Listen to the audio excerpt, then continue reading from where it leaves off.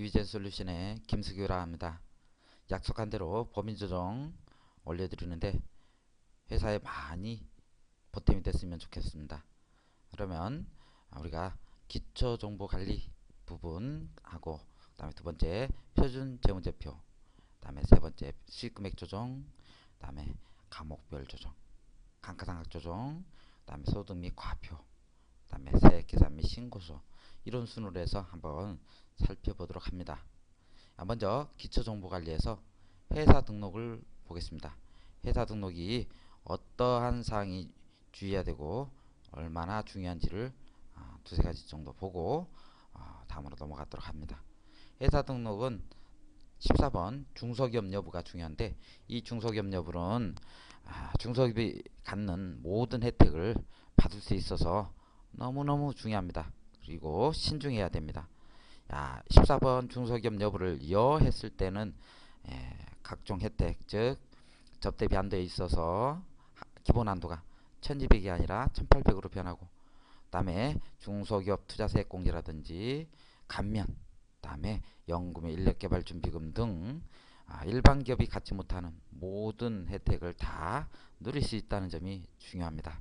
그래서 이 부분은 그냥 작성해버리면 안 되고 반드시 법인 서식에 있는 중소기업 기준 검토표라는 법정 서식을 검토한 후에 거기에서 적합이 나왔을 때 그때 여로 체크하시라는 거 아시겠죠? 중요합니다. 다음에 두 번째 이제 계엄연휴일인데, 계엄연휴일은 일반적으로 법인 같은 경우 등기일자, 즉 법인 등기할 때 나오는 등기일자를 일반적으로 적습니다. 그래서 이 등기일자를 넣는데, 등기일자와 즉 개업일자와 기수는 노직상 합리적이어야 됩니다. 즉 크로스 체크되기 때문에 항상 개업연휴일과 기수는 이치에 맞아야 된다는 거. 2006년이면 당연히 6기여야죠, 그죠? 6기 에서 이런 노직상 에러가 발생하면 전자신고 수록할 때 에러가 발생하니까 반드시 정확히 기재해 주시라는 거. 그 다음에 이제 주업종 코드입니다. 주업종 코드인데, 주업종 코드는 조정 후 수익금액 명세서를 작성하고 거기에서 가장 큰 업태 종목을 찾은 다음에 거기에 해당되는 기준 경비율 코드를 넣습니다. 이 부분도 전자신고 수록 대상이라서 반드시 정확히 체크해서 넣어주시라는 거 아시겠죠? 그러면 이제 회사 등록에서 볼 수 있는 거는 중요한 것도 있지만 가장 중요했던 세 가지 부분 체크했으니까 이제 넘어가도록 합니다. 회사 등록은 이 정도고, 그 다음에 두 번째로 넘어가야 될 거는 환경 등록입니다. 환경 등록. 이 환경 등록 부분은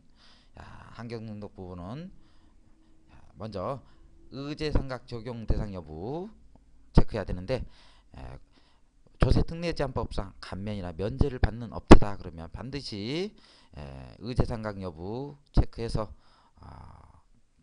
감가상각비를 세법이 정하는 상각 범위에까지는 반드시 넣어줘야 된다. 그래서 이제 불이익당하는 일이 없도록 해야 된다는 거.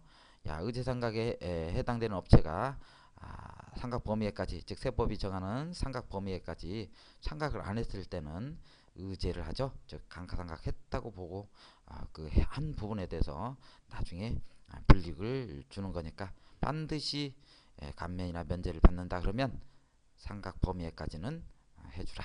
그리고 여기서 일반인지 적용 대상인지 체크해 주시라는 거. 그 다음에 두 번째, 감가상각 방법의 시부인 방법. 감가상각 시부인 방법 이렇게 놨는데 두 가지가 있습니다. 첫 번째는 계정가목별 시부인, 두 번째는 자산별 시부인인데, 세법은 원래 자산별 시부인을 원칙을 하죠. 즉 건건이 다 시부인합니다.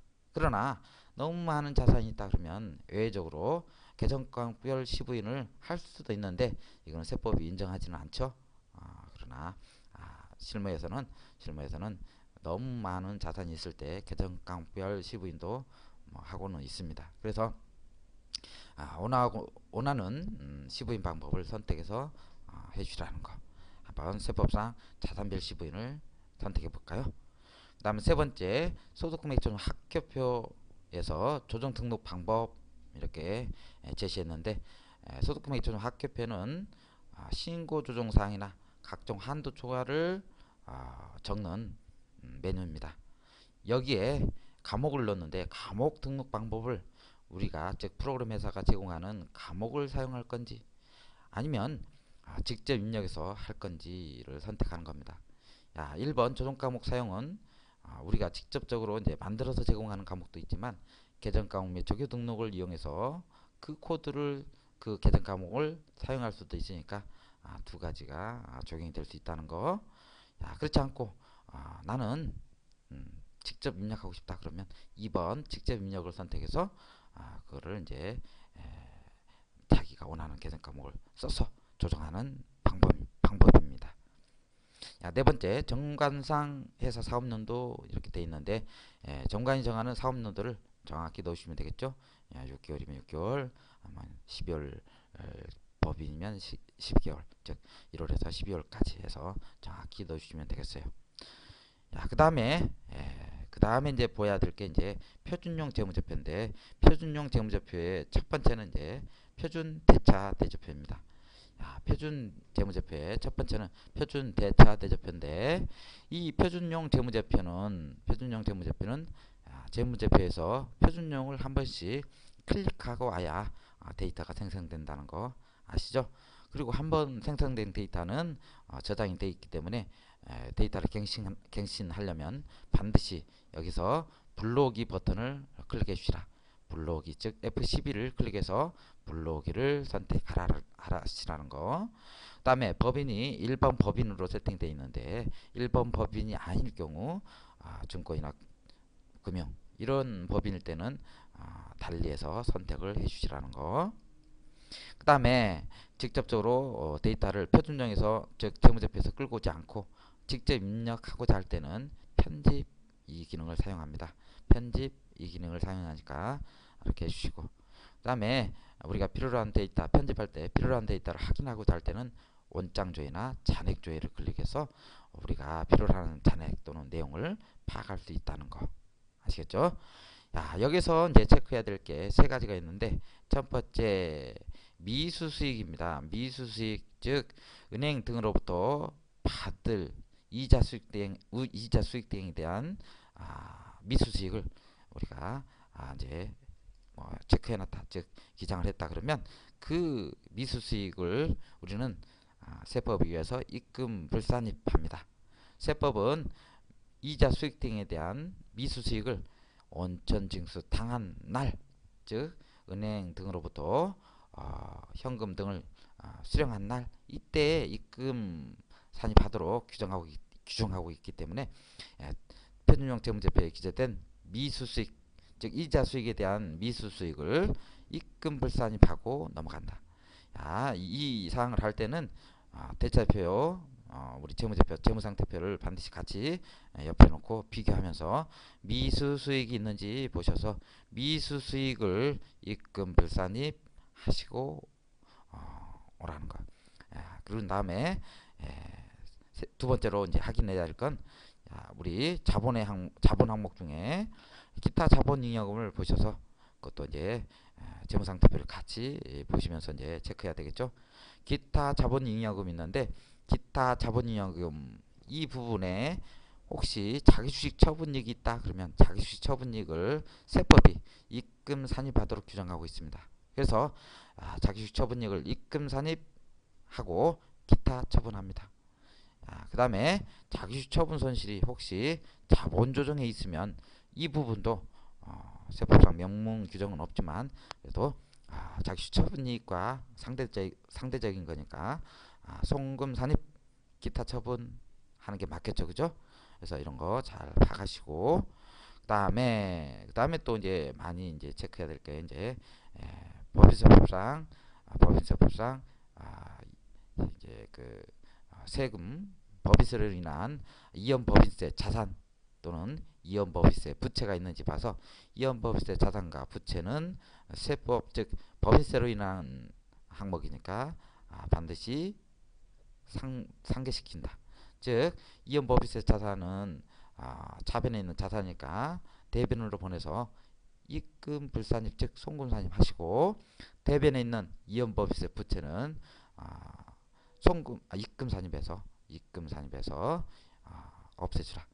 야, 이렇게 자산과 부채를 없앨 때 반드시 차변에 있는 자산은 없어지려면 대변으로 가는 거니까 송금산입 하시는 거고, 그 다음에 대변에 있는 부채 즉 이연법인세 부채를 없애려면 차변으로 보내야 되니까 차변 항목은 입금산입에 해당이 되는 거죠. 그 내용을 이제 우리가 소득금액 조정 합계표와 비교하면서 보셔야 되는데, 소득금액 조정 합계표가 이렇게 되죠. 그죠?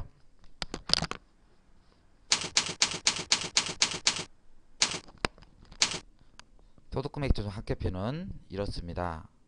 야, 좌측에 보면 입금산입, 우측에 보면 송금산입 이렇게 돼 있어요.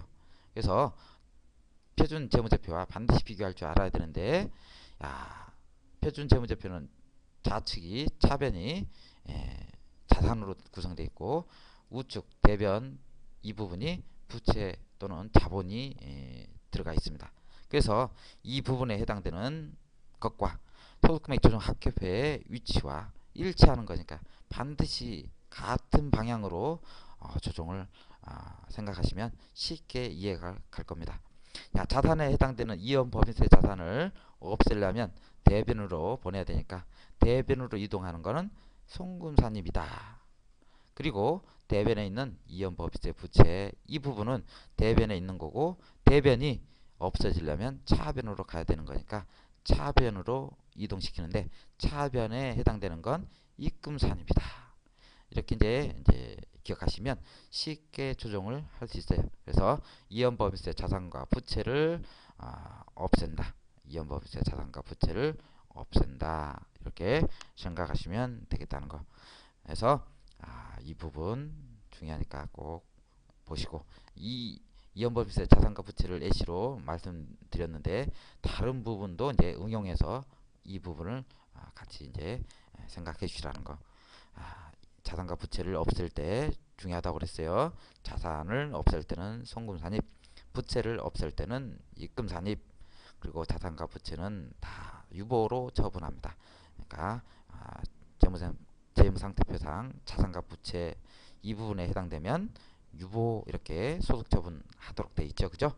그래서 이 부분을 소득처분 할 때는 유보, 이따가 소득처분은 더 보도록 하겠습니다. 그 다음에 이제 표준용 손익계산서로 갑니다. 표준 손익계산서에서는 중요한 것들을 이제 결정할 수 있는데, 매출액 보시고 매출액이 있으면 반드시 이제 수익금액 조정과 조정 후 수익금액 명세서를 작성해야 되겠구나 이렇게 느껴야 됩니다. 물론 전자신고 필수서식에 수익금액과 조정 후 수익금액 명세서가 들어가 있지만 그래도 조정사항이 즉 잔액이 있으니까 조정사항이 발생하겠구나 하고 느껴야 된다는 거. 그 다음에 두 번째 이제 판관비 쪽에 가셔서 해당 계정들을 조회하셔서 어떤 조정사항이 필요한지 반드시 체크하셔서 결정한 다음에 조정을 해야 수월하게 조정을 할 수 있다. 첫 번째 이제 판관비 쪽에 첫 번째 퇴직급여 즉 충당금 전입액 포함 이렇게 되어 있는데, 이 잔액이 있다 그러면 우리는 퇴직급여 충당금 조정명세서를 반드시 검토해야 되겠다 하고 느껴야 되고, 그 다음에 두 번째 보험료 잔액이 있다 그러면 보험료는 선급비용 조정명세서를 이제 검토해야 되겠구나 하고 반드시 체크해 두셔야 됩니다. 적어놔야 돼요. 그 다음에 임차료입니다. 임차료 반드시 이것도 선급비용 검토해야 됩니다. 그 다음에 7번 접대비 잔액이 있을 때 접대비 조정명세서를 검토해야 되겠죠. 그죠? 아시죠? 그 다음에 감가상각비가 있다 그러면 감가상각 조정명세서, 그 다음에 무형자산도 똑같죠.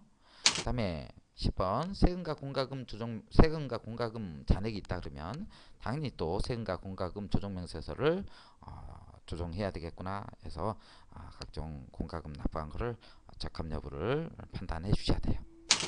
옛날에 광고선전비 한도 계산 등이 있었지만 지금은 없어졌죠. 그 다음에 15번 대손상각비가 있으면 충당금 전입액을 포함 이렇게 되어 있는데 대손상각비 잔액이 있다 그러면 대손충당금 조정명세서를 검토해야 됩니다.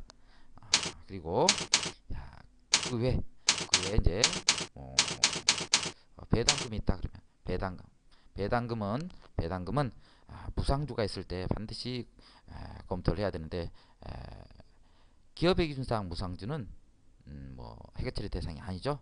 그러나 법인세법은 무상주에 해당되더라도 그거를 입금 산입해달래요. 그래서 입금 산입할 수 있어야 되고 그 부분 놓치시면 안 된다는 거. 그리고 우리 이제 우측으로 가는데 우측에 혹시 유가증권 평가 손익이 있는지 판단을 합니다. 뭐 유가증권 처분 손익은 뭐 문제될 거 없습니다. 그러나 유가증권 평가 손익은 세법이 파산, 부도, 부실징후, 그다음에 해석, 정리계획 인가를 제외한 나머지에 대한 유가증권 평가 인정 안 합니다. 파산 등은 그 유가증권이 거의 쓸모없는 휴지 조각에 불과하기 때문에 어쩔 수 없이 1,000원을 비만 금액 1,000원을 남기고 떨 수 있지만 그 외 유가증권은 인정 안 합니다. 그래서 유가증권 평가 이익이 있으면 입금 불산입 유보 발생으로 이렇게 처리하고 유가증권 평가 손실이 있다 그러면 송금 불산입 유보 발생 이런 식으로 처리를 해 주시라는 거 아시겠죠? 그 다음에 예와 한산이익입니다. 예와 한산손익인데 예와 한산손익이 이제 2011년도부터 은행이 아니더라도 화폐성 예와자산 부채를 선택적으로 이제 평가할 수 있게 바뀌었어요. 물론 은행은 강제사항입니다. 강제사항이고 은행이 아닌 업체다 그러면 선택사항으로 이제 할 수 있는데 이거 중요하다고 그랬어요.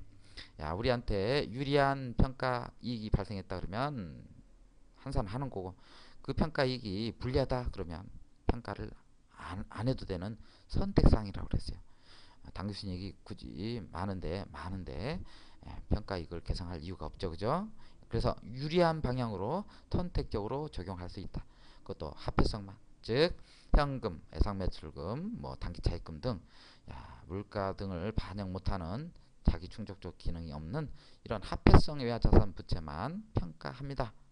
건물 등은 물가 등을 반영하는 물가 등을 스스로 반영해서 이제 조정을 할 수 있기 때문에 그런 부분은 이제 평가를 안 해주지만 그렇지 않은 부분들은 평가를 해서 이제 조정을 해주셔야 적정하게 이제 그 자산이 나타납니다. 그래서 외화 한산손익 반드시 화폐성만 고려한다는 거. 그다음에 이제 또 이제 봐야 될 게 이제 법인세인데 법인세 뭐 한 금액 있다 그러면 법인세가 당초에 송금을 산입했기 때문에 한 금액도 다시 입금을 산입 반드시 해주셔야 돼요. 법인세법은 법인세를 인한 건 다 부인한다 그랬죠. 법인세 추납이든 법인세 등이든 이연 법인세 자산이든 부인했기 때문에 환급액도 당연히 입금 불산입해야 돼요. 환급액을 영업의 수익으로 잡았더라도 이거를 입금 불산입 하셔야 된다는 거 아시겠죠? 그 다음에 혹시 이제 이 부분은 이제 어떤 중요한 부분이 더 있냐면 밑에 보시면 정기오류 수송 손실 이 부분을 이제 보겠습니다. 정기오류 수송 손실, 정기오류 수송 손실 이 부분이 중요한데, 정기오류 수송 손실은 중요성이 있으면 잉여금 처분계산서에 기재하고 중요성이 없는 항목은 손익계산서에 기재합니다. 회계 변경 누조 효과, 회계 변경으로 인한 거라든지 기타 이제 정책 변경 등 이렇게 정책적으로 변한 것들은 중요성이 있다고 봅니다. 그 외 항목은 이제 중요성이 없다고 봐서 손익계산서에 정기오류 수송 손실로 기재하는데 여기서 정기오류 수송 손실에 있어서 정기가 중요하다고 그랬죠, 그죠? 기업의 기준상 정기오류 수송 손실에서 정기는 비교 표시되는 재무제표 초일 이전에 해당되는 게 정기오류 수송 손실이라고 했어요. 기업의 기준은 재무제표를 당연도와 전년도 거를 비교 표시하죠, 그죠? 그래서 비교 표시되는 재무제표 초일 이전이다 그러면 2011년 기속분 같은 경우는 2010년 1월 1일이 비교 표시되는 재무제표 초일이고 그 이전이다 그러면 2009년 이전이 되겠어요. 2009년 12월 31일 이전이 되겠는데 이유는 2010년 재무제표는 잘못 작성된 거니까 오류가 발생된 거니까 기업의 기준이 재작성하래요. 재작성하는 거니까 당기순이익이 올바로 됐을 거고 그 당기순이익이 이제 정기월 미처분 잉여금에 다 반영됐을 거니까 여기에서 나오는 정기오류 수송손익 이 부분을 2010년으로 보시면 안 되고 2009년 이전으로 봐주셔야 되겠다. 2010년도 걸 넣어버리면 당기순이익이 한번 반영되는데 또 정기오류 수송손익에 기재해서 이중 기재가 될 수 있다는 거 유념하셔야 돼요. 유념 가시고 넘어갑니다. 자, 그리고 법인세 비용 그리고 정기오류 수송 손실 성격을 잘 보셔야 되는데 정기오류 수송 손실이 오류 수정한 게 만약에 접대비를 가속계상해서 나온 거다 그러면 그 정기오류 수송 손실에 해당되는 금액을 접대비에 합산해서 접대비 한도 계산을 합니다. 그렇지 않고 정기오류 수송 손실이 감가상각비를 적게 계상해서 나온 거다 그러면 감가상각비에 합산 처리해서 감가상각비를 시부인합니다. 이 부분 성격 잘 파가셔야 돼요. 정기오류 수송 손실 이 부분 중요하다. 그 다음에 법인세 비용인데 법인세로 인한 건 다 부인한다고 그랬죠. 그래서 법인세 등 또는 법인세 비용 이 모든 것을 송금불산입 기타 이렇게 하고 오신다는 거 아시겠죠? 그래서 송금산입 기타 처분하고 하시고 오시면 이 부분은 끝나는 거예요. 그래서 이제 표준손익계산서 끝났고 이제 표준 이익잉여금 처분계산서에서 이제 몇 가지 보도록 합니다. 표준 이익잉여금 처분계산서는 첫 번째 이제 처분일을 반드시 넣으시라.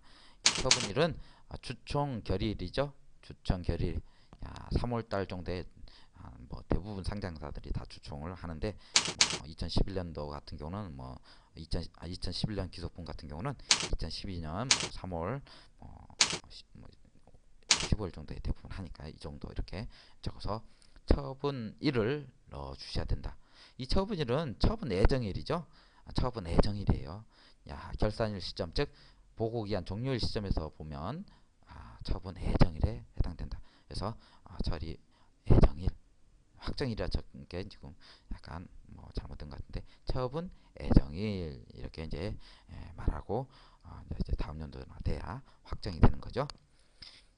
그 다음에 아까 말씀드렸다시피 정기월 미처분 잉여금 있는데 정기월 미처분 잉여금 이 부분은 정기의 당기순이익이 이미 여기에 반영되어 있기 때문에 여기에 나오는 정기오류 수송손의 이 부분을 이중 기재해버리면 안 된다고 그랬어요. 여기에 이미 정기 당기순이익이 포함돼서 넘어왔는데 또 정기 2010년도 거를 여기에 또 기재해버리면 이중 기재다 이렇게 말했어요.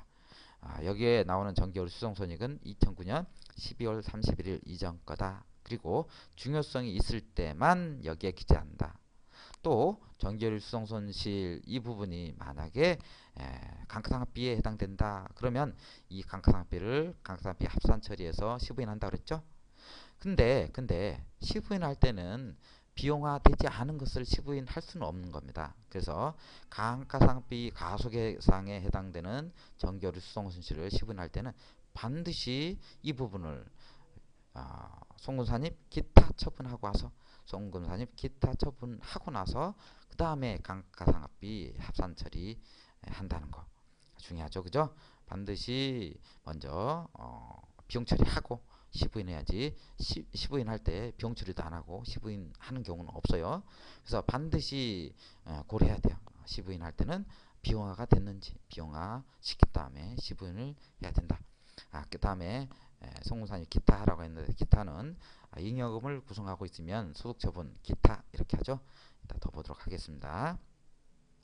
그 다음에 이제 이 처분액이 있는데 처분사항은 이제 애정사항이니까 있으면 적고 없으면 지나갑니다. 그 다음에 이제 우측에 이제 결손금인데 결손금 처리사항 있으면 결손금 처리 계산서로 이제 명칭이 바뀌고 그 다음에 이제 하나라도 하나라도 처분사항이 있으면 처분 계산서로 이제 바뀐다 그랬죠. 그죠? 이렇게 이제 명칭이 이제 두 가지로 이제 분류될 수 있다는 거. 이렇게 보셨고 이렇게 이제 잉여금 처분 계산서까지 보셨으면 그 후로 이제 수익 금액이 조정이 되겠습니다. 이 부분은 조금 이따가 다음 파트에서 계속 공부하도록 하겠습니다.